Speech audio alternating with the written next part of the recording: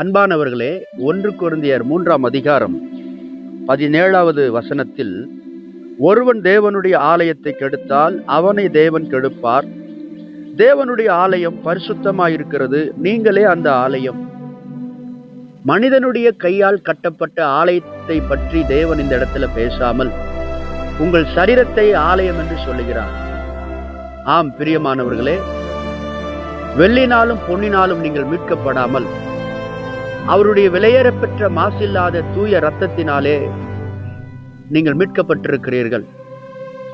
கிறிஸ்துவை விசுவாசிக்கிற நீங்கள் தான் ஜீவனுள்ள பரிசுத்தமான ஆலயமாக இருக்கிறீர்கள். நீங்கள் நடமாடும் ஒரு ஆலயம்.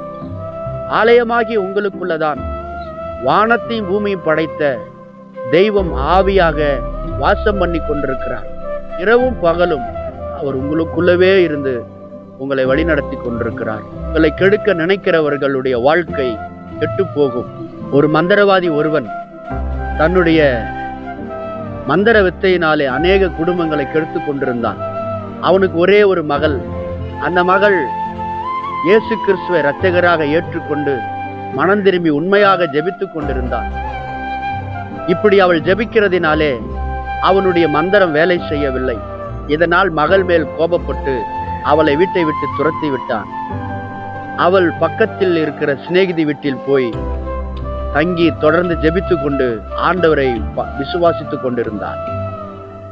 இவன் மந்திரம் செய்வதனால் பலிக்காமல் போனது. உடனே அவன் ஒரு தீர்மானம் செய்தான். என்னுடைய மகளை கொன்றால்தான் நான் இந்த மந்திர தொழிலை தொடர்ந்து செய்ய முடியும் என்று யோசித்து மகளுக்கே விரோதமாகவே அவன் மாந்திரீகத்தை செய்தான். ஏவல்களை ஏவி விட்டான். இயேசு அவனுக்கு எதிராக தோன்றி அவனோடு கூட பேசினார்.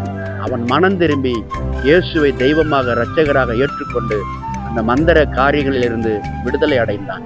பிரியமானவர்களே, உங்களுக்கு கூட பிறந்தவர்களோ சுற்றி இருக்கிறவர்களோ யார் உங்களுக்கு விரோதமாக என்ன செய்தாலும் சேதம் வராது.